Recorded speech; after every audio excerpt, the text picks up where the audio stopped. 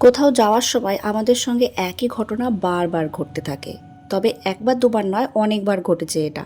High everyone, welcome back to another mini blog. আর আমরা এই ব্লগটা শেয়ার করছি গতকাল মানে রবিবারের। আমরা ট্রেন ধরবো বলে বেরিয়ে পড়েছি, কিন্তু চোখের সামনে থেকে এক নিমেষে ট্রেনটা বেরিয়ে গেল। তাই আবার একটু ওয়েট করে পরে ট্রেন ধরে পৌঁছলাম শিয়ালদা স্টেশনে। অলরেডি দিদিরা এখানে পৌঁছে গেছে, আর দেখো ফুলের বুকে আর কেক নিয়ে ওরা অলরেডি ওয়েট করছে। যেহেতু আমার শনিবার দিনকে বার্থডে ছিল, ওরা আসতে পারেনি, তাই এই দিনটাতে আমরা বেরিয়েছিলাম আমার পোস্ট বার্থডে সেলিব্রেশন আর একটা ছোটোখাটো আউটিংয়ের জন্য। আর এখানে আসার পর একই ঘটনা আবার ঘটলো। আমরা ডিসাইড করে এসেছিলাম শিয়ালদা স্টেশন থেকে মেট্রো ধরবো, বাট ওখানে গিয়ে জানতে পারলাম সানডেতে ওই রুটের মেট্রোটা বন্ধ থাকে।